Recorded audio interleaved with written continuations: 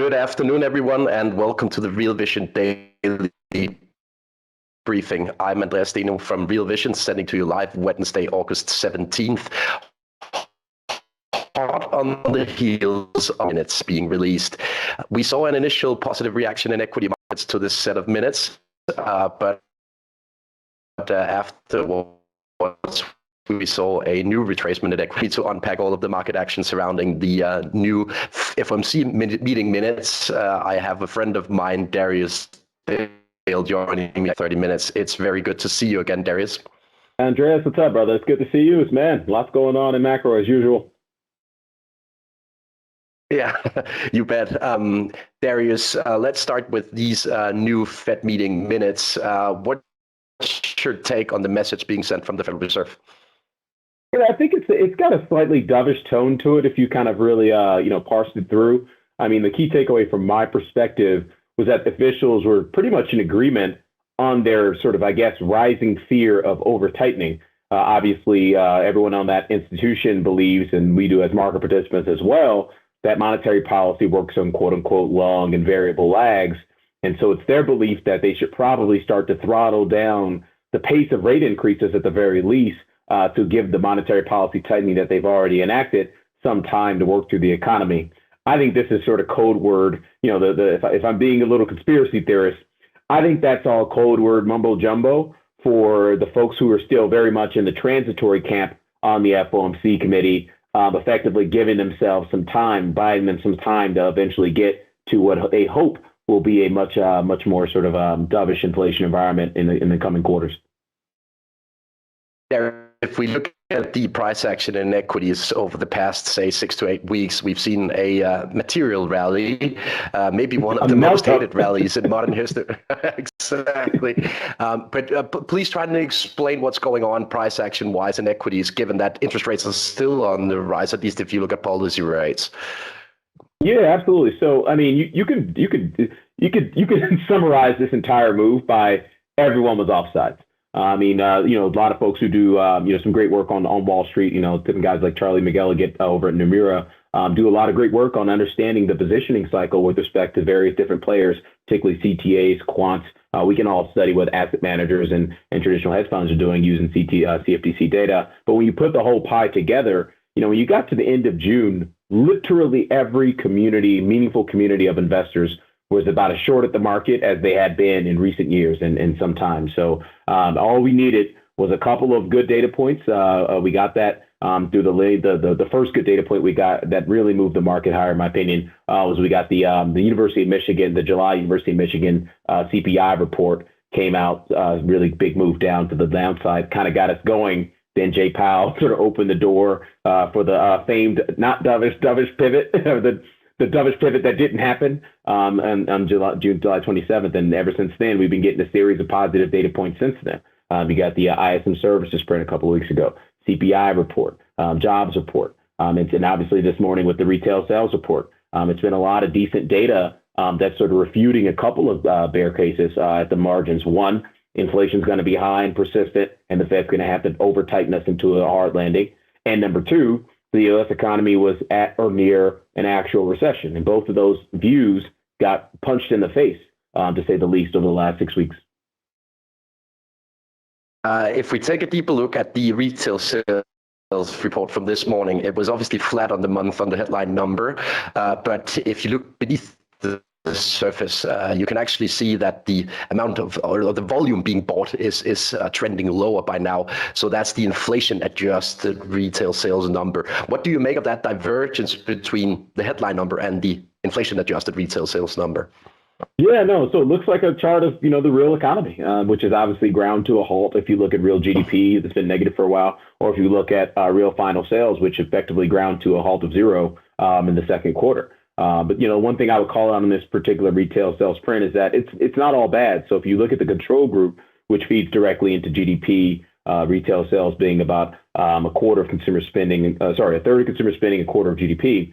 The control group actually accelerated if you look at it on a 3-month annualized basis, up 100 basis points to plus 9.2%. Now, there's still some inflation in that number, but when you exclude things like gas and building materials and all those things, you're really getting to something that looks a lot more like core discretionary consumer spending, and that's obviously still growing quite robustly, obviously including the inflation that's in the time series. Darius, if we look at the possibility for further Goldilocks investment scenarios in the months ahead, I know that you track the sort of sentiment surrounding various regimes for investments. And Goldilocks is obviously defined as a slowing inflation environment with, in this case, a soft landing growth-wise paired with it. What do you make of that Goldilocks scenario in the months ahead? Yeah, so that's, in my opinion, I think this is the biggest discussion about where we go from here, which is, do we have inflation continue to break down at the speed that it's currently breaking down? And if so, will that perpetuate a Goldilocks? Not only will it stave off a hard landing, will it actually catalyze an acceleration in real economic output? To me, is a really good question. And I don't know that the market has a real definitive answer on that right now. Brian, if you pull up that chart top-down market regime, one of the things we do on a daily basis at 42 Macro is nowcast both the bottom-up macro regime, what the economy is doing, but we also nowcast what the market is pricing in vis-a-vis those four grid regimes.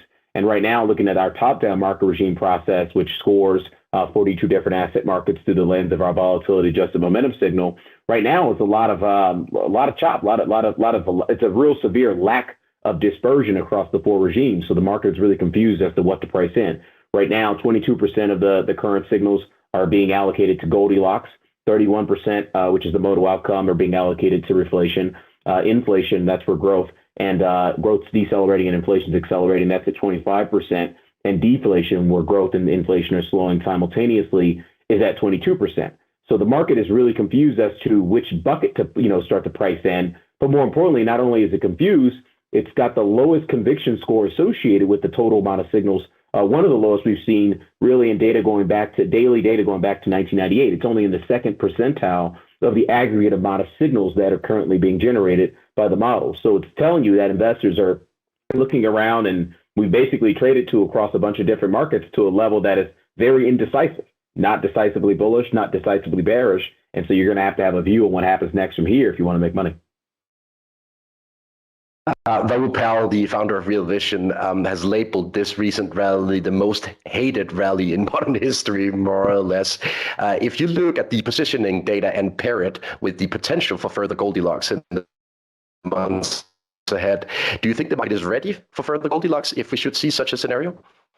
Perhaps not. I mean, so I think at the end of the day, the market is always trying to price in what happens economically. Now, that puts a lot of onus on folks like myself to get the economic regime correctly. And right now, if you put up that second chart, Brian, bottom-up macro regime, it's currently, at least according to our models, we are transitioning from inflation to deflation in the U.S. economy and really across the global economy. From that perspective, pick your country, they might be a couple months late on that transition. But the reality is when you factor in the different characteristics of deflation that we have projected, in, for instance, not slowing significantly fast, but we were slowing quite fast during that inflation regime, but not slowing as fast.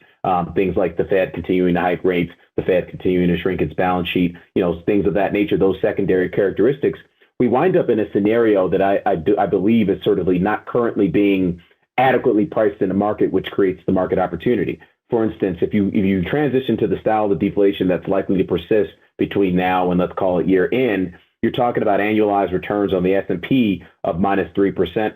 So, if you look at it defensives versus cyclicals, it's -1 versus -12. And if you look at it low beta versus high beta, it's +5% versus -15%. So from my perspective, to answer your question, I don't know that I think the harder thing to do right now is to actually answer the question, where is the market headed? I think the easier thing to do and make money on is to take advantage of the fact that we're still not necessarily out of the woods yet from an economic perspective and bet on that dispersion starting to increase both from a market regime perspective, but also from a sector and style factor perspective within the equity and credit markets. You can do that in the crypto markets as well. I saw a tweet earlier today, Darius, reporting that X are down 33% in price over the past couple of weeks alone. What are some of the live gauges that you're tracking at 42 Macro to assess the inflation pressure on a running basis through the month? Sorry, say that again? What are some of the gauges that you're tracking in terms of assessing the inflation pressure through the month? Yeah, so I mean, clearly we're always tracking, commodity prices, the dollar, things of that nature that'll give you a real-time market read on how inflation is developing from a headline perspective. But to me, I think the headline inflation was kind of the story of the July print. Well, one of the stories, but the second biggest story, and I think will eventually become the biggest story once we start to get into the August and September data, is the potential stickiness or not stickiness of core inflation. We have another chart. If you look at Brian, inflation was the river card is the title of that chart, where we show that the pre-COVID trend in the light blue bar. We show the most recent month-over-month annualized print in the gray bar, and then the penultimate month-over-month annualized print in the gray bar, and the most recent month, which obviously is July for the CPI data and June for the PC data. But we'll focus on the CPI statistics. If you look at trim mean CPI, it slowed 460 basis points month-over-month annualized to a 5.5%. In the month of July. That's like we don't ever see these kinds of decelerations outside of recession. Median CPI down 247 basis points to 6.3%.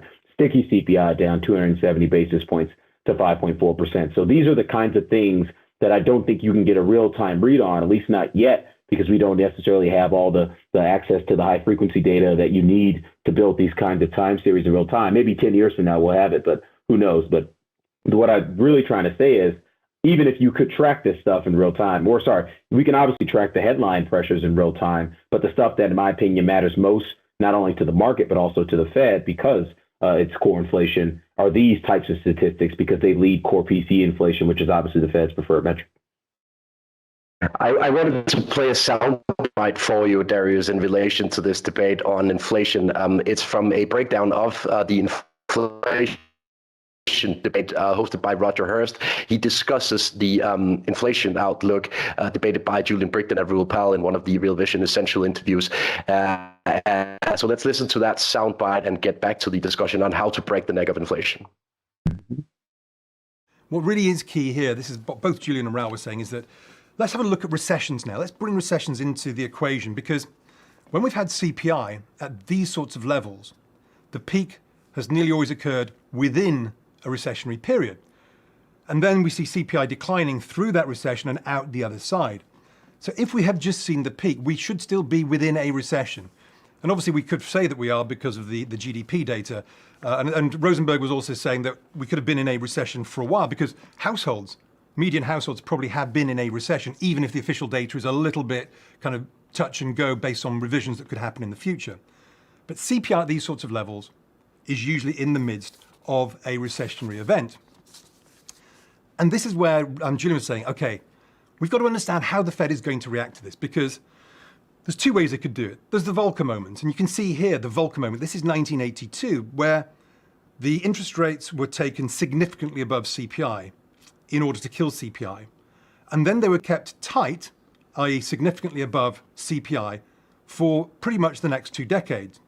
And Julian also mentioned that Greenspan era, where once interest rates had gone up in the mid-90s, they stayed high and they stayed significantly above the CPI figures for that decade. So this was a tight world. When we compare that to today and most of the last decade, you can see that interest rates today are still significantly below where CPI is. And historically, you've only ever killed those CPI prints, those higher prices, by taking interest rates up to or beyond where that CPI figure is. And that's not happened yet. So what we're reliant on here is that those CPI numbers come back down to where interest rates are. The entire video with Roger Hurst is available for the Pro tier subscribers at the Real Vision platform. Darius, I wanted to pick your in on this topic on how to break the neck of inflation, basically. The point of Roger's takeaways here is basically that it may be needed to bring the Fed funds rate above the sort of medium-term inflation outlook to really ensure that inflation is. What do you make of that debate?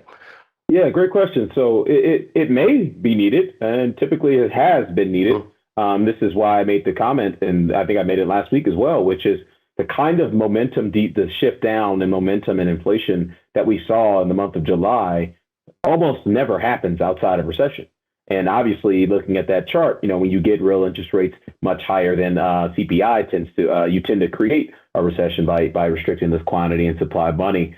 pretty aggressively. So this, to me, is the real key debate of the moment right now, because if we continue to see that kind of momentum change, that deceleration, the magnitude of deceleration that we've observed in some of these, critical inflation statistics, we're going to have a very different world in 1 to 2 months. I mean, if you double that pace of decline from that we saw in July on something like trim mean CPI, we'll go from 10 to 1% on a month-over-month annualized basis in a matter of 2 months.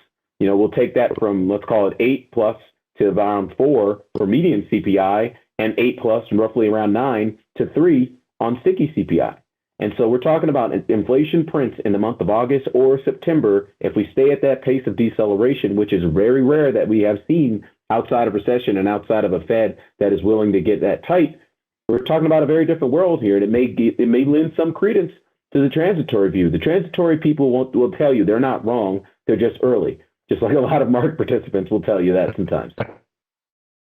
Yeah, I think you're right, Darius. If we shift gears a bit and move to Europe, we received the latest CPI print from the UK earlier today, printing at 10.1% year over year. I think that's the highest printed more than 40 years.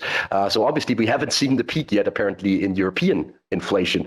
What do you make of that difference between the price pressure seen in the US and what we observe in Europe right now?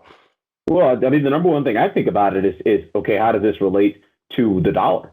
I mean, because the dollar has been one of the things that's been tightening global liquidity for an extended period of time. And, it's very clear that there's the inflation pressure that's building in Europe. One, is still building, but two, obviously has a tail risk if you think about Russian gas flows, et cetera, particularly to continental Europe. And so it's what I'm most focused on is the ECB and the Bank of England's policy response to this ratcheting up inflation pressure. Are they willing to do whatever it takes? Now, it's a little bit different for the pound. The pound will trade in line with its policy rate expectations, whereas the euro will typically trade in line with its growth expectations. And so, how tight is the ECB willing to go? It will typically be a fade on the euro versus the Bank of England would typically be something that I could buy. So I'm watching those things very closely as it relates to the U.S. dollar, because clearly that's been one of the things that has caused most of the pain that we've accumulated throughout the year to date. The dollar's been kind of behind a significant amount of that.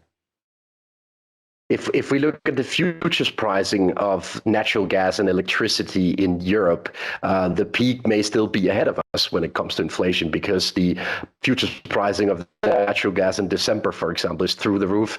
It's the same picture if we watch the futures pricing of electricity in, for example, France and Germany into December 2022.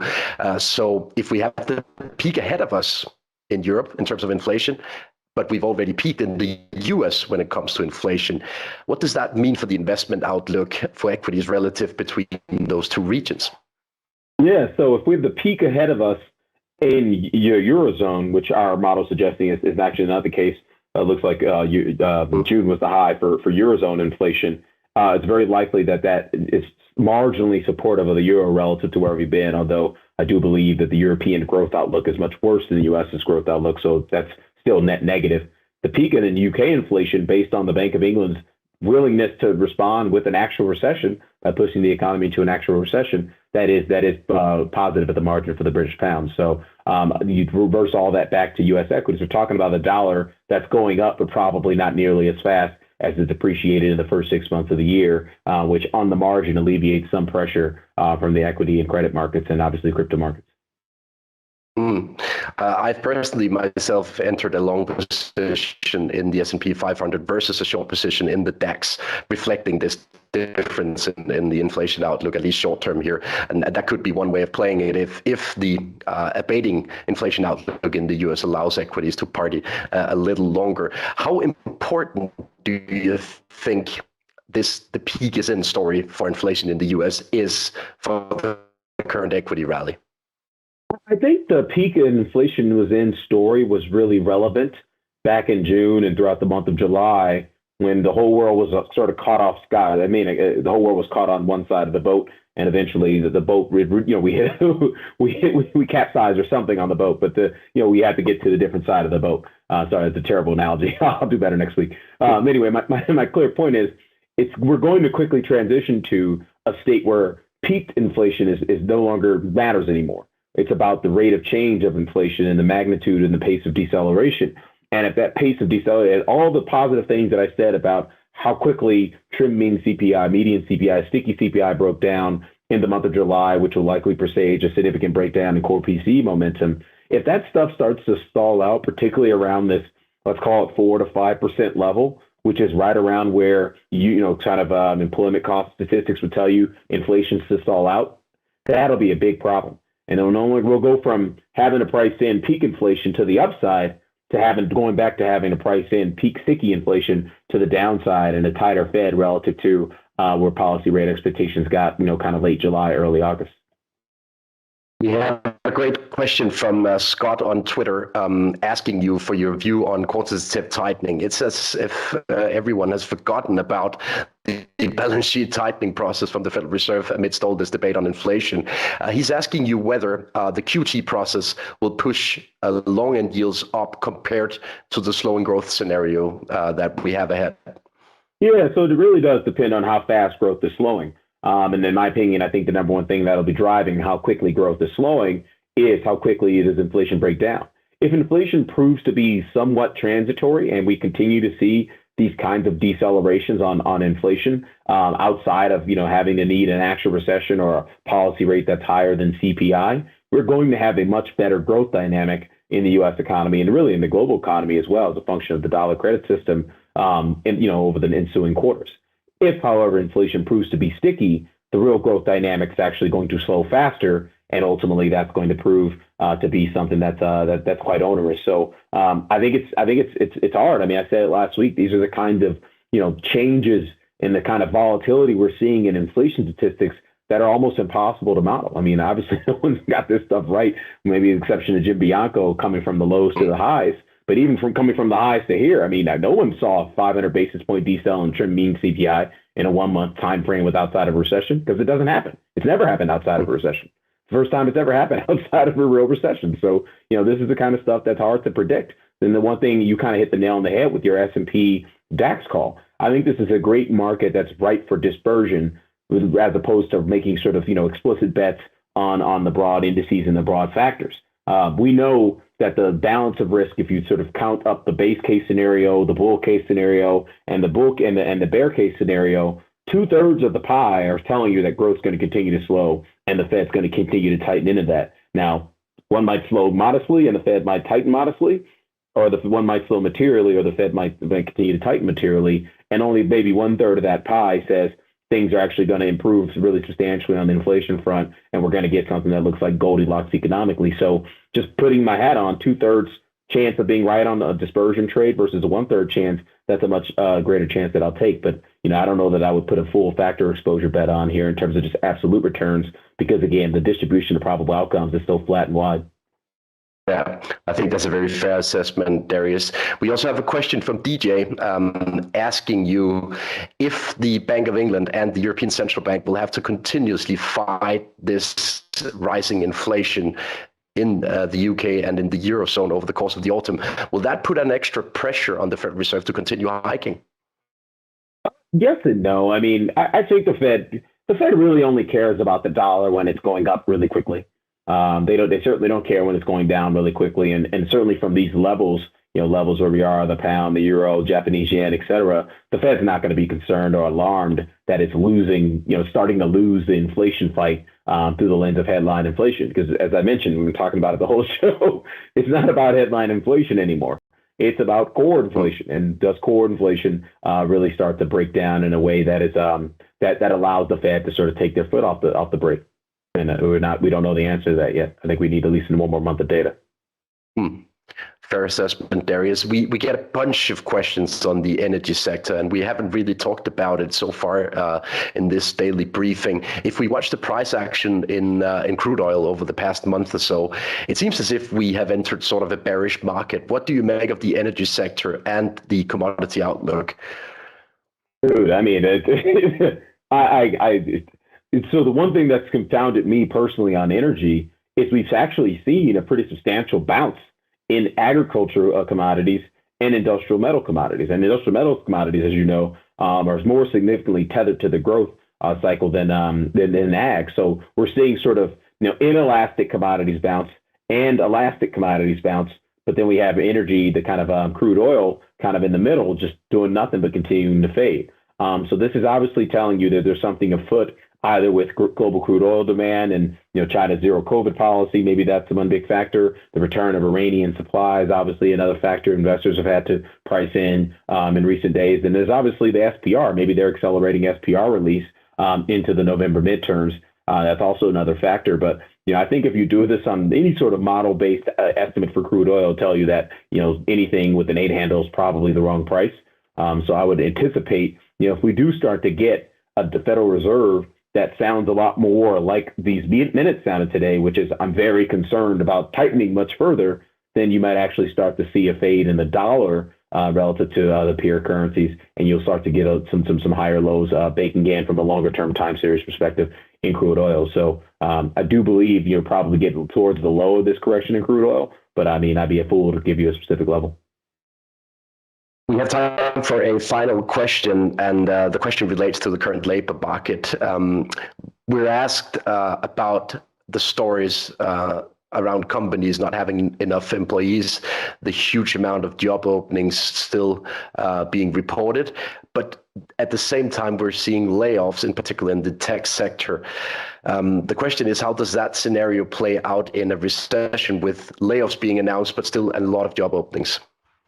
Yeah, so the reality is we're going to see job openings decline if we go into what we consider to be an actual recession, which is an NBER recession, a real recession. If you had that type of a scenario, what you typically see is not only do job openings decline, but they go from being, let's call it, 1-to-1 with the total number of unemployed to something that's below 1. Right now, we're currently tracking at 1.9x total number of unemployed. So that number can go to 0.5 in a significant recession. Again, I think the probability of getting a hashtag actual recession has declined considerably alongside the breakdown in core inflation momentum. Now, if we fall at these levels in core inflation momentum, i.e. somewhere around 4 to 5%, pick your indicator, then the probability of actual recession will start to gradually rise again as we progress forward in time and start to get more and more tightening policy, more and more monetary tightening into, let's call it, the first part of next year. The Fed's basically got to land the plane in the next couple of months on the tightening initiative.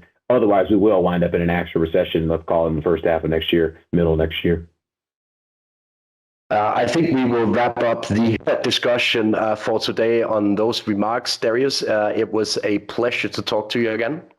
My friend, always a pleasure.